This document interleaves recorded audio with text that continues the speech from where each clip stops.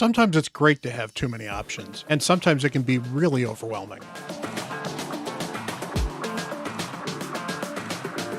Hello everyone, Bront, CatHerder here. We're having some fun talking Raid Shadow Legends, and I am here on my free-to-play account, but this is advice that should be good for anybody and everybody in the game, because it is a challenge for even me on my late-game long-term accounts. You pull these shards, you pull the champions, and you're looking for who you need to build next. Sometimes it's because you need to target something specific, sometimes it's because you've pulled a champion you know is going to be a huge improvement over something else you've got, and sometimes it's just because you think that champion looks fun and you'd like to play around with. So we're going to examine some of the things that I tend to go through for what I think about which champions I should 6-star next, which champions I should invest in next, and how I kind of prioritize them and build them up and even work on just making them 6-stars. So we're going to talk about all kinds of tools with that as well. So let's get into the video. So we're going to use an example on my free-to-play account, but it's really going to be however you want to approach it. Some champions you're going to know they're great. Some champions you're not going to know they're great. I happen to know that Rector Drath is great. Rector Drath brings Veils. Rector Drath brings heals. Rector Drath brings a revive. She is absolutely amazing. She's one of the best healers in the game, and I happen to know that. But if I didn't have to know that, what resources would I use to figure that out? Well, first of all, you could certainly just look in here and see what type of skills she does. So you can certainly read the kit and say, this looks kind of interesting. For example, here's the perfect Veils. If you know what perfect Veils do, that's certainly helpful. You get continuous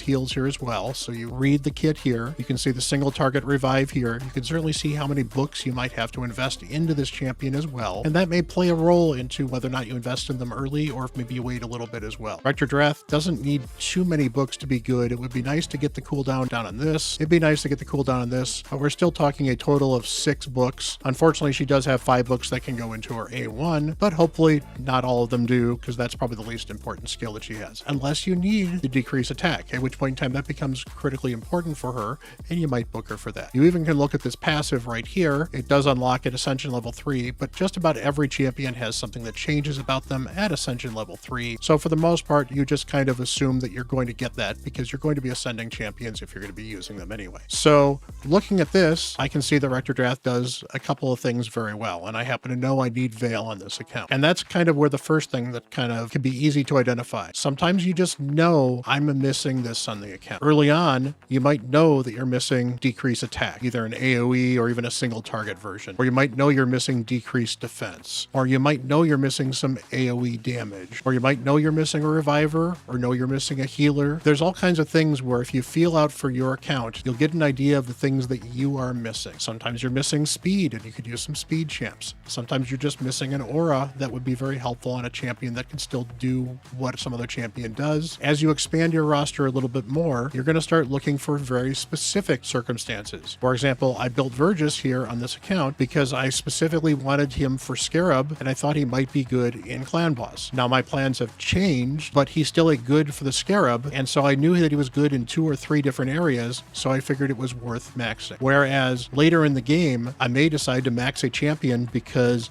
they could be useful in live arena against a specific champion. I might get that specific. Or they might be useful in a single secret room or a single room in Centranos. So late game, you're going to get much more specific. Early game, it's going to be very general. Is this champion going to help me in Clan Boss? Is this champion going to help me in various dungeons? Is there a specific dungeon this champion excels at that's going to unlock a huge gain? That's the sort of thing you're kind of looking for. But what if you don't know these champions as well as I do? Well, there's a couple tools you can certainly use for that. First of all, I do have a Discord, so you can certainly hop into my Discord. The link is down below, and you can certainly ask, because I like to give people advice. I've got plenty of other wonderful people in my community that love helping people out.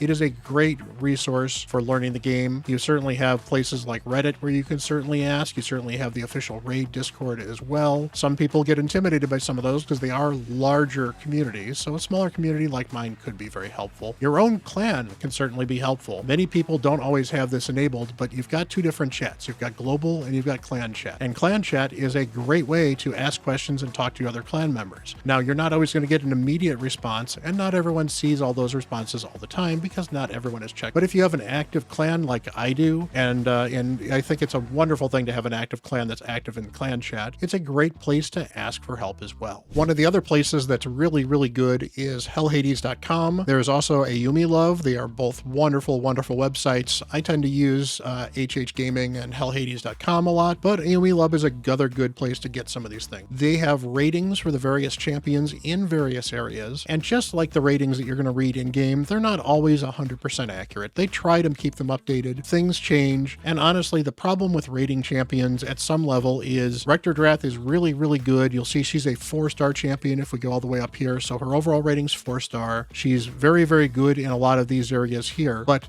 this also doesn't take into account what your account can certainly do. So she can be a 4-star champion in Spider, but she's not going to be a 4-star champion in Spider if you already have somebody that is better than her in Spider. She's a 2-star in Fire Knight, but she may not be she may be better than anybody you currently have in Fire Knight. I know on my original account, I used her all over the place, including in my Fire Knight team, because she was the best reviver and best healer I had, and that just meant that she was worth bringing anywhere and everywhere. So certainly as your account progresses, some of these champions you'll certainly look for a little more niche. So maybe you'll actually look for Doom Tower and say, oh, I need some help in Doom Tower. She's really good in Doom Tower. That's good. Hey, she's really good in Iron Twins. That's helpful. She could be okay in Clan Boss. Well, if I'm already doing Ultra Nightmare Clan Boss, I don't care about Clan Boss anymore. So that's not even worth it for me. So looking at these ratings, that can certainly give you a better idea of where they can be useful. So that's one way you can certainly learn about them. A lot of them do have these descriptions up here where they talk about places you could use them, what they do in their kit. And of course, if you have questions about what these things do, you can certainly click on these and they bring you to what Veil and Perfect Veil does. You can also find some of this stuff in game, so it is there, but Hell Hades has got a lot of this stuff. Yumi Love got a lot of this stuff too. Nice and easy to deal with.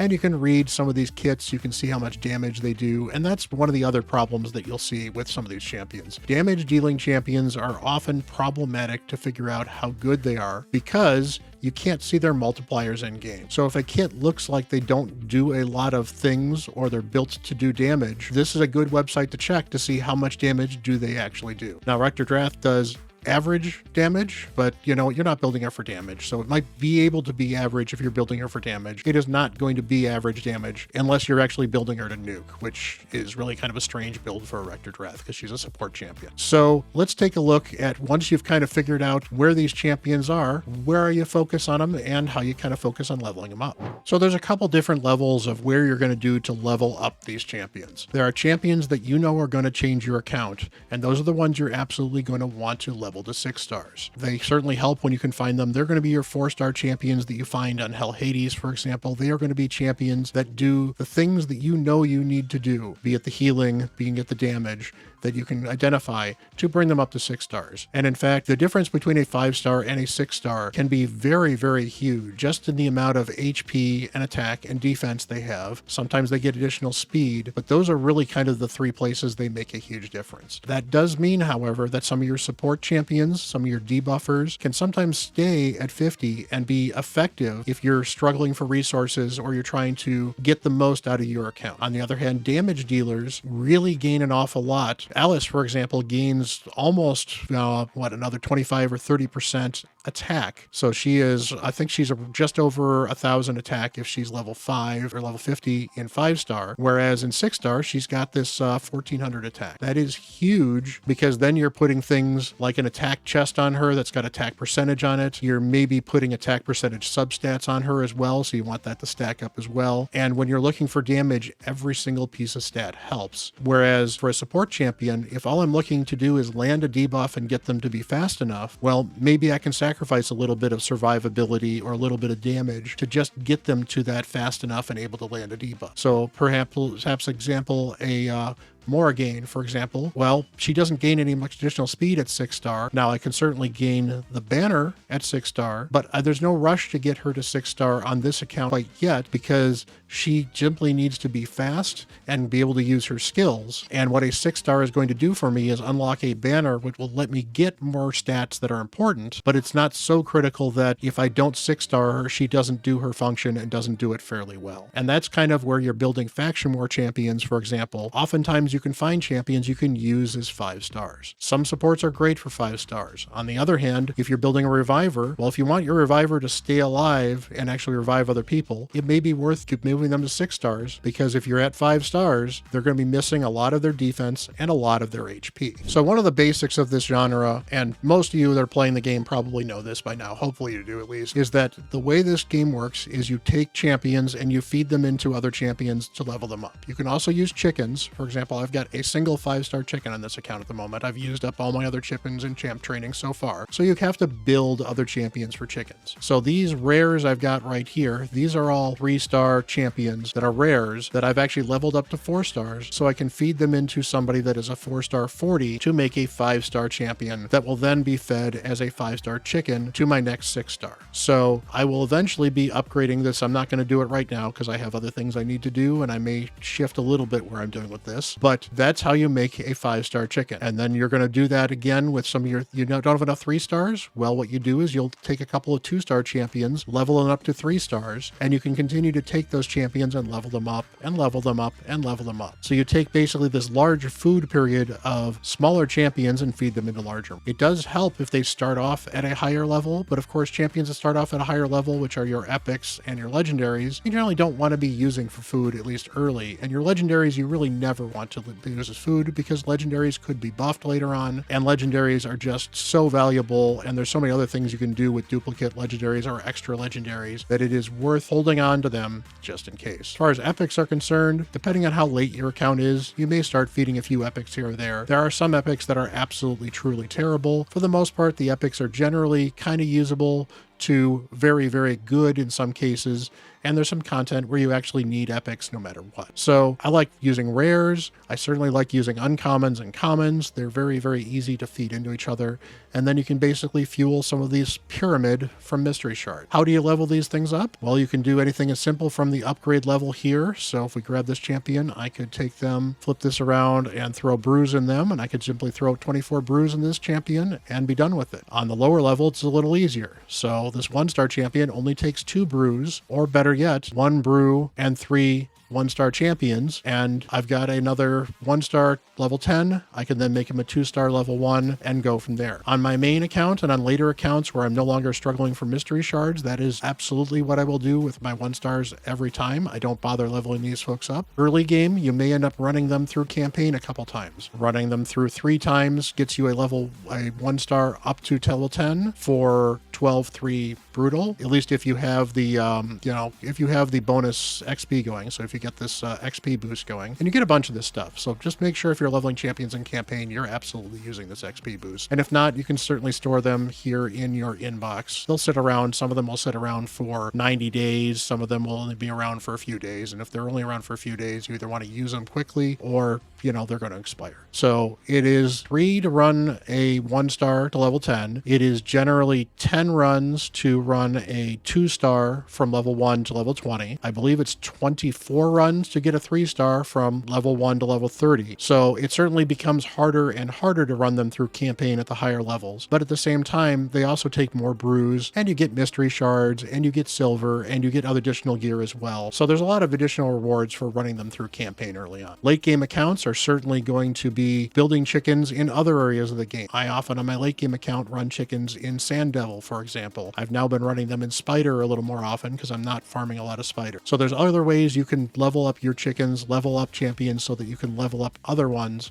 So what else are you going to do about building champions? Well, skill tomes are one of the other ways you can empower your champions, and that's one of the things you certainly want to look into. Alice is actually an interesting example of a champion that does a good enough job without needing books, but she certainly gets more benefit from books. Extra damage on this ability is great, and for damage dealers, the extra damage books are actually very viable because you're looking for somebody to do enough damage to kill people as quickly as possible. So 20% additional damage is actually pretty big. 20% additional damage here, and we've got 20% additional damage here. Now the debuff chance is certainly very helpful, and depending on what you're looking for, some champions you might need it, some champions you might not. For Alice, it's certainly nice to have because this lockout is absolutely amazing, but early on, if all you're using her for is to wipe waves, she's got a passive that resets her cooldowns pretty effectively that maybe you don't actually need to book her right away. We also go over here to Sun Wukong. Sun Wukong has extra damage and a cooldown, and that's it. So those two skills don't need books. So if I'm struggling to figure out who I'm going to book and who I'm not going to book, I'm going to look at the champions and see, do they gain the most out of being booked? And the answer is Sun Wukong did not gain as much as Alice. So I didn't book Sun Wukong. Whereas Morrigan gains more than Sun Wukong because Morrigan has the buff debuff chance on here. Plus, as a speed champion, being able to do this as often as possible, that cooldown is super important. Whereas Sun Wukong, as a damage dealer, well, hopefully people are dead by the time he needs to get around to his cooldowns again, and one more turn cooldown isn't gonna hurt too much. So wanted the cooldown on this, wanted the buff defense cooldown on this. So hopefully we'll get books landing in here. If you're really trying to conserve books, then you're going to put books in one at a time or two at a time. For example, I want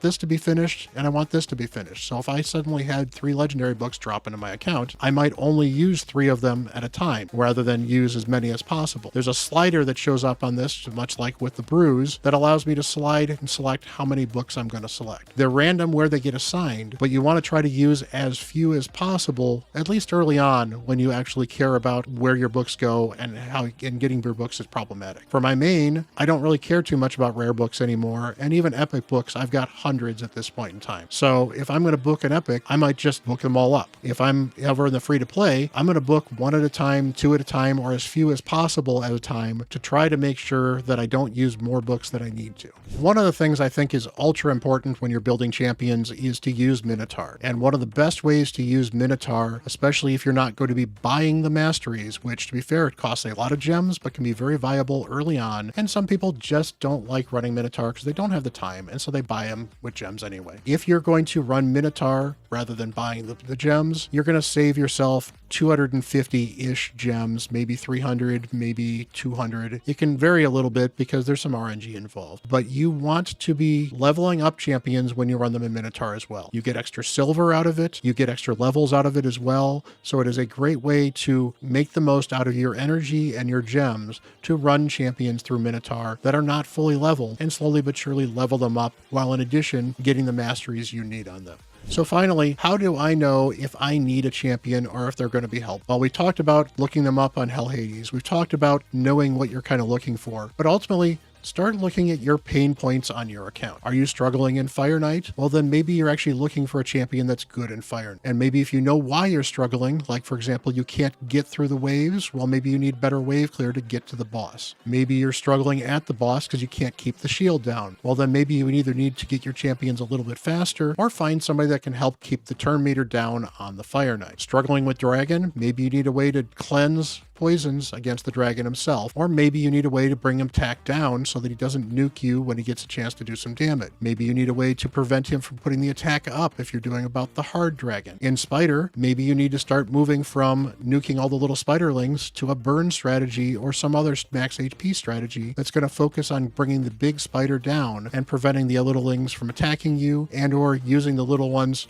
to do enough damage to the spider to kill it in the first place. And finally, Ice Golem, you want to be able to survive some of those big nukes, which might mean attack down. You're going to need some support champions, and of course you're going to want damage for the wave clears as well. And that's just talking about the dungeons here. There's obviously bosses in Doom Tower. You've got Clan Boss, you've got Hydra, you've got Chimera, you've got all kinds of areas in the game. And sometimes you need a very unique champion for that content, and it's very obvious that that champion fits that content. Other times you're basically looking at your roster and saying, who is the champion that's going to make the most difference on my account in the most areas?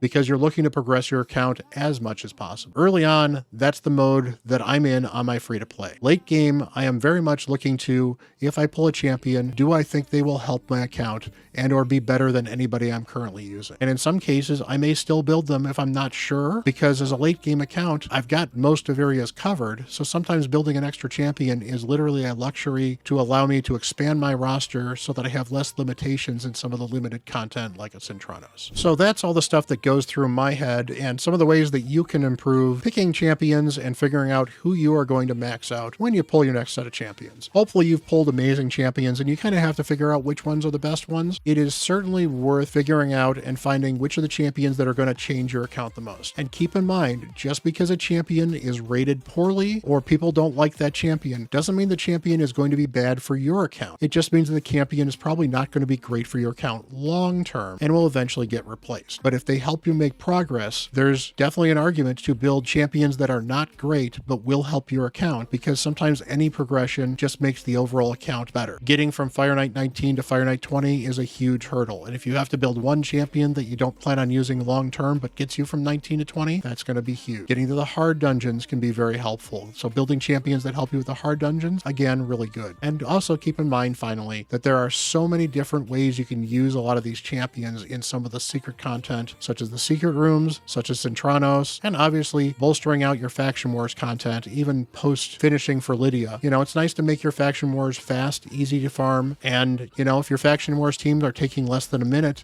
it's less time you have to spend playing the game. So hopefully that helps you. I appreciate you hanging out. It has been fun talking about this stuff. Hit that like button, smash that subscribe button. I really do appreciate you all. Until the next video, I'm Bront CatHerder.